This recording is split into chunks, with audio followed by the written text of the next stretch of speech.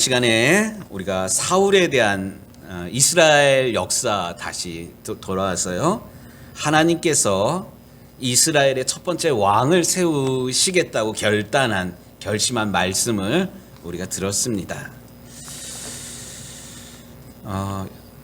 원래 하나님께서 이스라엘을 친히 다스리셨어요. 이스라엘이라는 나라는 지금도 마찬가지고 그 당시에도 하나님이 우리나라를 다스리신다라는 믿음의 고백을 가지고 있었습니다.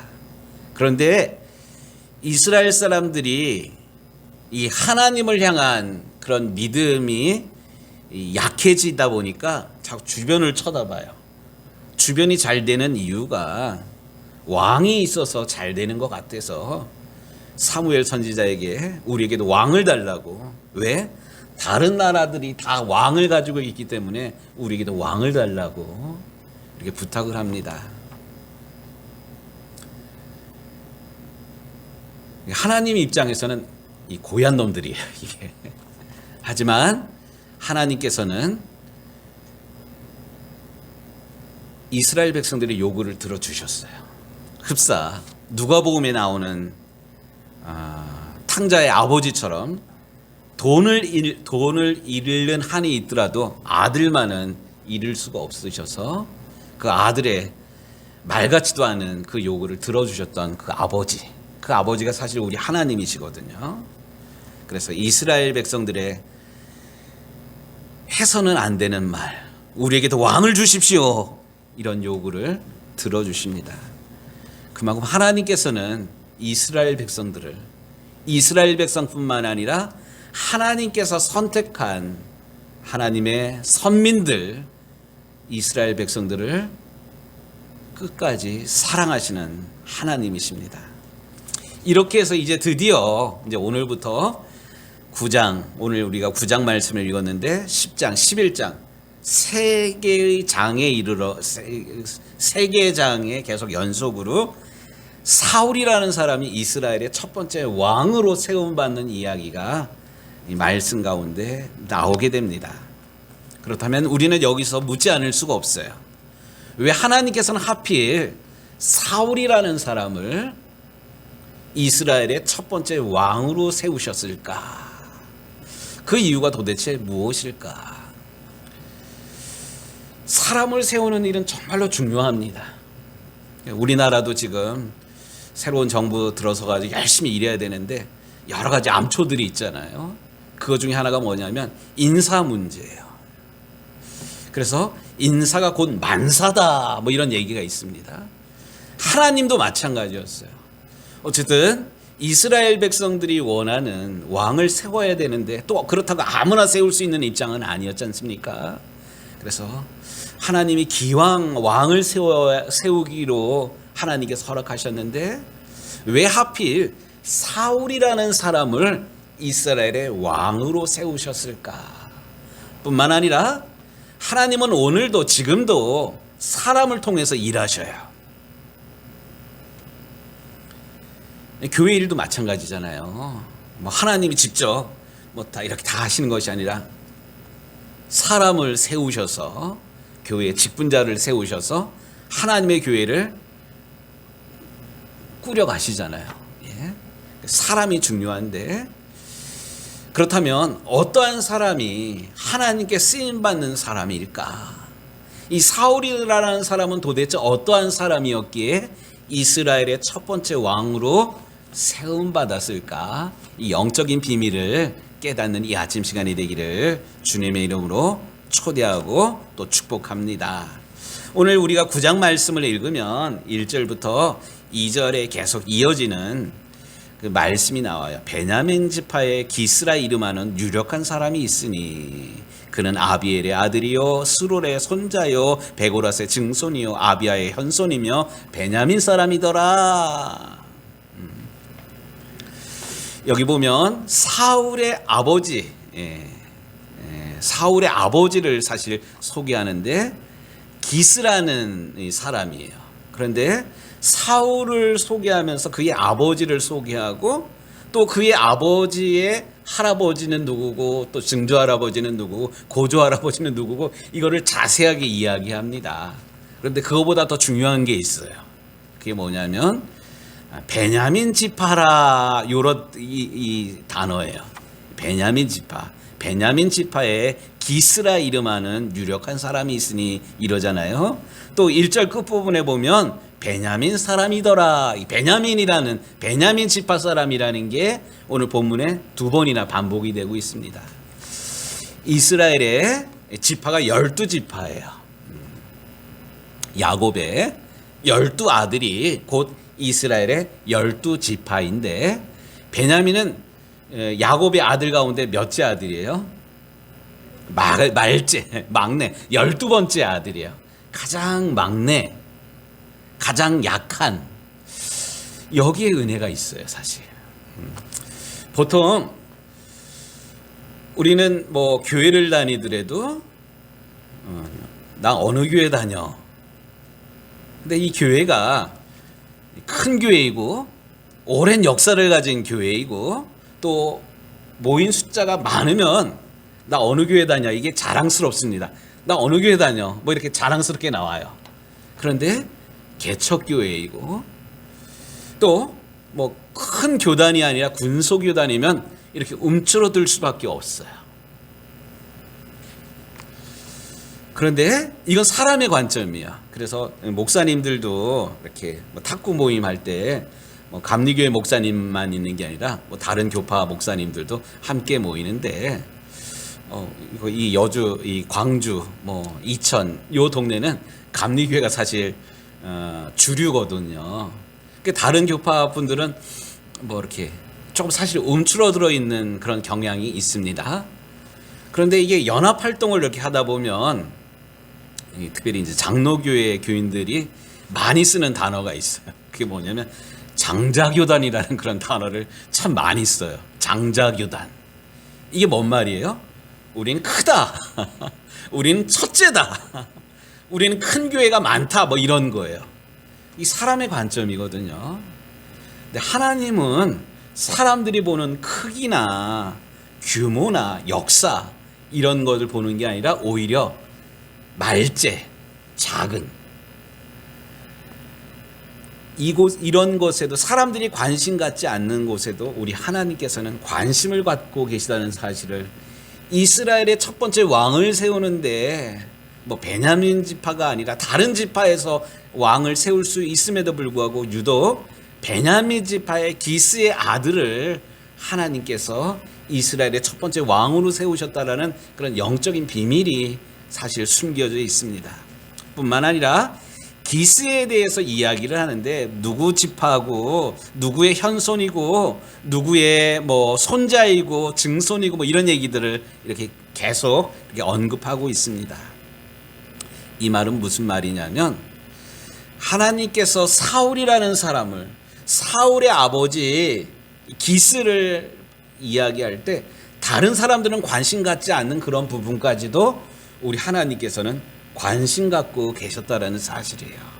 이게 비단 사울이나 사울의 아버지 기스이기 때문에 관심을 갖는 것이 아니라 하나님은 가장 보잘것없는 가장 연약하기만 한 뭐 능력도 없는 나를 하나님께서는 기억하시고 사랑하시고 우리의 마음의 묵상과 우리 입술의 고백과 또 우리 머리털어까지도 우리 하나님께서는 다 세시고 우리 마음의 근심까지 염려까지도 다 헤아리고 계시는 사랑의 하나님임을 오늘 사울을 이야기하면서 그의 아버지 기스 또 베냐민 지파 그럼에도 불구하고 세세하게 하나님께서 기스를 기억해야 했던 것, 이 하나님이 우리를 사랑하시고 우리에게 관심 갖고 계시는 아버지 하나님임을 오늘 말씀을 통해서 먼저 깨닫게 되기를 주의 이름으로 축복합니다.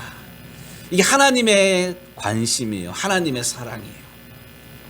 그런데 하나님께서 사랑의 눈으로 우리를 바라보게 될 때 우리가 다 이쁘지 않을 수가 없어요.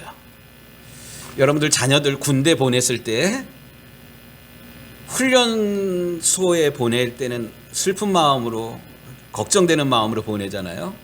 그러니까 면회 갔을 때 다 제복을 다 입고 있어요. 다 머리도 짧게 깎고 있어요. 내 아들이 눈에 들어와요, 안 들어와요?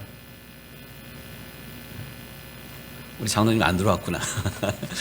설령 아빠는 못 찾아요. 뭐 저도 우리 아이 훈련소 4주 6주인가요? 이렇게 훈련 받고 퇴소식 한다 그래서 갔는데 다 똑같아. 키도 비슷비슷해. 근데 제 눈에는 잘 안 들어왔는데 우리 아내가 그러더라고요. 산이 저기 있다고. 어떻게 알 수가 있어요? 사랑의 눈으로 보고 있는 그런 거예요. 사랑의 눈으로 보고 있으면 내 아들이 뭐 키가 작아도 이뻐 보일 수밖에 없고요. 내 아들이 뭐 공부를 잘 못해도 귀할 수밖에 없고요. 내 눈에 아프지 않을 수밖에 없습니다. 이게 하나님의 사랑의 관점으로 사울을 보기 때문에 오늘 이제 본문에 계속 그런 이야기가 나오는데 사울이 어떤 사람이래요? 그보다 더 준수한 자가 없고 제일 잘생겼다는 거예요. 키는 모든 백성보다 어깨 이만큼 더 컸더라. 사울이 뭐 컸던 그런 이유도 있지만 하나님께서 사울을 특별한 눈으로 바라보기 때문에 이렇게 이쁠 수밖에 없었던 것이고 귀할 수밖에 없었던 것입니다.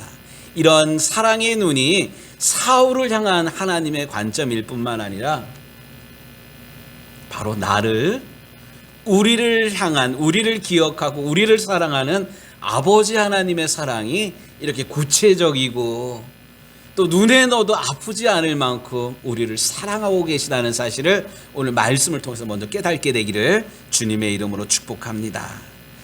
그런데 사울이 이렇게 키가 크고 잘생겼기 때문에 하나님께서 사울을 이스라엘의 첫 번째 왕으로 세웠을까요? 저는 아닌 것 같아요. 오늘 말씀을 아무리 읽어봐도 잘생겼다는 그 이유 하나만으로 하나님께서 사울을 이스라엘의 첫 번째 왕으로 세운 건 아닌 것 같아요. 그럼 다른 이유가 있을 터인데 저는 3절부터 4절 말씀을 읽으면서 사울이 이러한 사람이었기 때문에 하나님께서 사울을 이스라엘의 첫 번째 왕으로 세웠구나, 그런 생각을 했습니다. 그것은 뭐냐면 3절 말씀 보겠습니다. 사울의 아버지 기스가 암나기들을 잃고 그의 아들 사울에게 이르되 너는 일어나 한 사원을 데리고 암나기들을 찾으라 하매. 이 아버지가 양을 치는, 가축을 기르는 그런 분이었던 것 같아요, 기스가. 근데 어느 날 갑자기 생각지도 않게 나귀 떼들을 잃어버립니다. 나귀들을요. 이 나귀는 재산이에요. 그러니까 그 사울에게 나귀를 좀 찾아오라고 이야기를 합니다. 그 사울의 나이가 분명히 청년의 나이였을 거예요. 우리 식으로 얘기하면 20살, 뭐 21살. 21살짜리에게, 그 아들에게 심부름을 시킨다는 거 쉽지가 않아요. 우리 아영이가 16살. 사춘기야. 우리 안권사님 어떤지 모르겠는데 한참 사춘기인 아이에게 심부름을 시키면 이 아이가 예 이러고 나갑니까? 짜증나요. 뭐 그거는 아닌데, 마음은 그게 아닌데 이렇게 하는 몸짓을 보면 뭐 문 닫는 것, 뭐 물건 놓는 거 보면 이 아이의 마음이 지금 어떠한지 알 수가 있어요. 지금 이스라엘 이 땅은 날이 어마어마하게 더운 나라예요. 우리 뭐 지금은 장마 기간이어가지고 좀 습하지만 지지난주 얼마나 뜨거웠습니까? 근데 이스라엘은 평균 날씨가 이거야. 40 몇 도예요. 한낮에 나귀 잃어버렸다고 나귀를 찾아오라고 심부름을 시키니까 쉬고도 싶고, 이놈의 나귀 놈의 새끼는 어디 가가지고 이렇게 고생시켜, 이렇게 투덜대는 마음이 있었을 텐데도 이 사울은 불평하거나 원망하지 아니하고 사환과 함께 나귀를 찾아다닙니다. 나귀를 찾아다니는데 4절 말씀, 중요한 단어가 계속 반복이 되는데, 그가 에브라임 산지와 살리사 땅을 두루 다녀보았으나 찾지 못하고 살림 땅으로 두루 다녀보았으나 그곳에는 없었고 베냐민 사람의 땅으로 두루 다녀보았으나 찾지 못하니라. 여기 계속 반복되고 있는 단어가 있어요. 두루 다녔다, 두루 다녔다. 이게 어떤 마음이냐면 정말로 간절히 찾는 그런 마음이에요. 누가복음 10장에 보면 그 잃은 양을 찾는 목자에 대한 그런 이야기가 나오고, 뿐만 아니라 한 드라크마를 잃은 한 여인의 이야기가 나와요. 또 잃은 아들에 대한 아버지 이야기가 사실 비유로 나오는데, 여기 계속 반복되고 있는 중요한 단어가 있어요. 찾고도 찾는, 잃은 영혼을, 잃어버린 양을 찾기 위해서 찾고도 찾는 이 간절한 마음이 청년 사울에게 있었다는 사실이에요. 하나님께서 일을 맡기실 때도 건성으로 일하는 사람 하나님께서 큰일 안 맡기십니다. 맡은 자에게 구할 것은 충성이라 하였는데, 이 충성이라는 게 사람이 보든지 보지 않든지, 사람들에게 박수를 받든지 그렇지 않든지 맡겨진 일에 대해서는 충성을 다합니다. 그런데 이게 교회에서뿐만 아니라 직장에서도, 일터에서도, 동네에서도 일을 맡기면, 이 사람을 믿고 일을 맡기면 다른 사람 보든지 말든지 그게 중요한 것이 아니라 맡겨진 그 일에 대해서 충성을 다하는 것, 이게 바로 신실한 사람이고 믿음의 사람입니다. 사울이 바로 이러한 사람이었던 것 같아요. 잃어버린 양, 물론 집에 양들이 여러 마리가 있었을 터인데, 그 잃어버린 양을 찾기 위해서 이 사막 한가운데 이 마을로 가보고 저 마을도 가보고, 없으니까 또 건너 마을도 가보고, 찾고도 찾는 이 간절한 마음이 바로 사울에게 있었습니다. 오늘이 8월 14일, 77년 전에 우리나라가 일제로부터 해방된 날이에요. 내일이요, 77주년. 그런데 물론 일제는 나쁜 나라예요. 일제는 나빠요. 그런데 일본이 그 조선을 이렇게 점령하고 있을 때 부산이라는 지역에 일본의 기업들이 이렇게 들어와 있었던 것 같아요. 그런데 일제가 2차 세계대전에 지고 나니까 일본 천황이 뭐 이렇게 여러분들 가끔 뉴스 시간에 보는 거, 듣는 거 있잖아요. 뭐 건너 뭐 좀 이렇게 얘기하는, 갑자기 1945년 8월 15일 날 정오에 철수한다고, 항복한다고, 무조건 항복한다고 이러고 일본 군대가 철수하게 됩니다. 근데 그때 부산에 들어와 있던 기업인이 있었는데, 이 사람은 어떤 사람이냐면 그 값싼 노동력을 가지고 신발을 만드는 그런 회사, 일본인이 갑자기 나라가 망하게 되니까 일본으로 철수를 해야 되는데, 자기 공장, 자기 재산, 이것을 그냥 문 닫아놓고 갈 수가 없어요. 그래서 어느 누군가 신실한 사람에게 이 일을 맡겨야겠다고 생각을 하고, 우리 직원들 가운데 누구에게 맡기면 좋을까 이러다가 눈에 들어왔던, 기억나는 한 소년이 있었습니다. 그 소년의 이름이 누구냐면 이 고무신 공장에서 일하였던 양정모라는 사람이에요. 양정모라는 사람. 근데 이 양정모라는 청년이 이 일본인 그 사장에게 기억됐던 이유는, 이 사람이 미스구리를 잘했대요. 미스구리가 뭐예요? 물건 잘 쌓는 거 있잖아요. 그러니까 뭐 이 당시에는 뭐 트럭이 있었던 건 아닌 것 같고요. 뭐 니어커나 뭐 이런 거 포장 잘하는 거. 뭐 대강 이렇게 쌓을 수 있는데, 그게 아니라 차곡차곡 딱 단도리를 잘하고, 이 바로 또 잘 매가지고 전혀 흐트러짐 없이 이 단도리를 잘하는, 미스구리를 잘하는 이 양정모를 기억하고 있다가 일본으로 패망해서 도망가면서 이 회사 자체를 이 회사에서 일하는 양정모에게 줬습니다.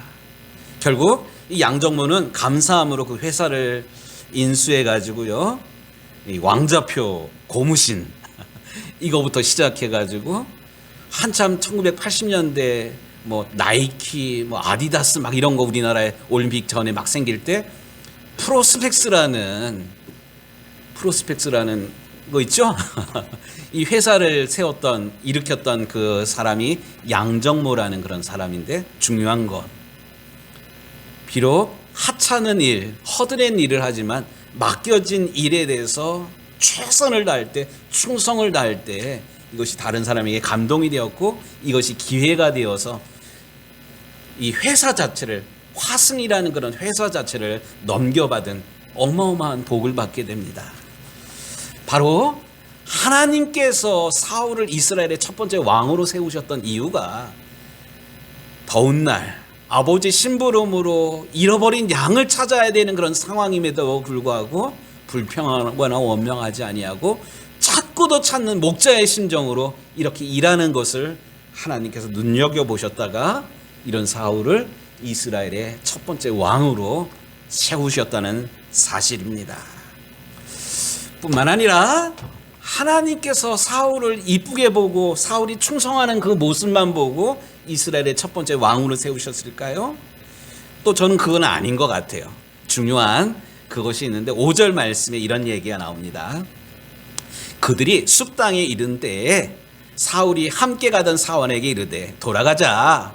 내 아버지께서 암나기 생각은 고사하고 우리를 위하여 걱정하실까 두려워하노라 하니, 이 마을 저 마을, 이 동네 저 동네, 이 골짜기 저 골짜기로 잃어버린 나귀를 찾아다녔는데 정작 찾지를 못했던 그런 거예요. 근데 이때 사울이 무슨 생각을 하냐면 계속 찾을 상황이 아니에요. 내가 이렇게 이렇게 잃어버린 나귀를 찾아다니다가 행여 내가 밤이 어두웠는데 짐승의 밥이 되면 오히려 잃어버린 양을 찾는 것보다 우리 부모님에게 더 큰 아픔이 될 것 같아요. 그러니까 멈춰야 될 때를 알고 사환에게 돌아가자라고 이 사울이 이야기합니다. 바로 사울은 아버지의 마음이 어디에 있는지를 알았어요. 잃어버린 나귀도 소중하지만 잃어버린 나귀보다 더 소중한 게 뭐냐면 아들이에요. 아들 사울을 잃지 않기를 원하는 아버지의 마음을 헤아렸어요. 본질에 충실한 이 사울입니다. 본질, 잃어버린 나귀보다 아들의 목숨이 더 귀한 것을 이 사울은 분별하였습니다. 이때 사환이 이런 이야기를 합니다. 6절에 보소서, 이 성읍에 하나님의 사람이 있는데 존경을 받는 사람이라 그가 말한 것은 반드시 다 응한다 하니 우리가 그에게 찾아갑시다. 뭐 이런 이야기를 합니다. 이 이야기를 듣고 사울이 우리에게 먹을 것이 좀 있느냐? 우리가 빈손으로 하나님의 종 선지자를 만날 수 없지 않냐? 이 말은 무슨 말이에요?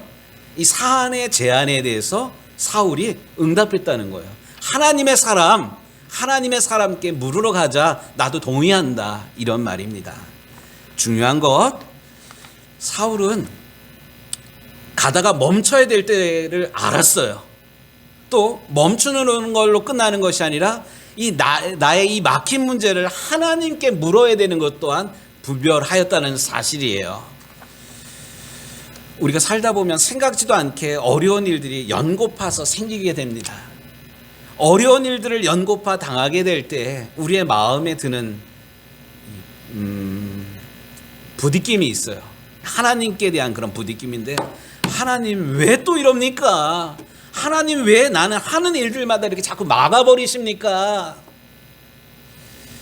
이거는 우리가 믿음이 있든지 믿음이 없든지 이런 생각을 가질 수가 있습니다. 설령 우리가 믿음이 있노라 하면서도 어려운 일 당할 때 멈춰야 되고 하나님의 뜻을 물어야 되는데, 하나님 왜 이럽니까? 이렇게 묻는 것이 아니라 우리의 질문이 바뀌어야 된다 그랬죠. 이 계속 반복되는 어려움, 반복되는 장애를 당할 때 하나님 앞에 하나님 왜입니까가 아니라 하나님 이것을 통해서 제가 무엇을 배워야 합니까? 하나님의 뜻이 무엇입니까를 물을 수 있어야만 합니다. 바로 사울이 잃어버린 나귀를 찾기 위해서 찾고도 찾았지만, 열심을 냈지만 찾지 못할 때 그 길을 멈추게 되고 이 문제를 누구에게로 가져왔어요? 하나님께로 가지고 왔다는 사실을 우리 하나님께서는 눈여겨보시고 이런 사울을 이스라엘의 첫 번째 왕으로 사용하셨습니다. 사랑하는 우리 유정교회 식구들, 저는 오늘 말씀을 전하면서 우리 두 가지를 우리 성도들이랑 꼭 좀 가슴에 새겼으면 좋겠습니다. 그 첫 번째는 하나님은 오늘도 사람을 찾고 계신다는 사실입니다. 내가 누구를 보내며 누가 나를 위해서 갈고 이렇게 일꾼을 찾으실 때 우리 유정교회 성도들, 오늘 사울이 어떤 사람이었다고요? 하나님의 마음을 물었다 그랬잖아요. 하나님의 뜻, 아버지의 마음 뿐만 아니라 가던 길을 멈추고 하나님의 뜻을 물었던 이 사울처럼 때로는 우리가 계획대로 일이 되지 않는다 할지라도 낭망하거나 주저하는 것이 아니라 그 자리에서 멈춰서, 오늘 우리가 예배 전에 불렀던 찬양이 이 찬양이에요. 주님 말씀하시면 내가 나아가리라. 주님 뜻이 아니면 내가 멈춰서리라. 나의 가고 서는 것 주님의 뜻이니 오 주님 나를 인도하옵소서. 이렇게 사울처럼 오늘 우리가 예배 전에 불렀던 그런 찬양처럼 우리 안고 일어섬과 들어오고 나감의 모든 여정들을 하나님께 맡기는 그런 믿음의 사람들이 되기를 주의 이름으로 축복합니다. 뿐만 아니라 오늘도 일꾼을 찾으실 때 주여 내가 여기 있사오니 주여 나를 써주옵소서. 이렇게 믿음으로 결단하여 주님께서 우리를 쓰시고자 할 때, 사용하시고자 할 때 믿음으로 결단하여 헌신하는 하나님의 사람들이 되시기를 우리 주님의 이름으로 축복합니다. 아멘. 기도하겠습니다.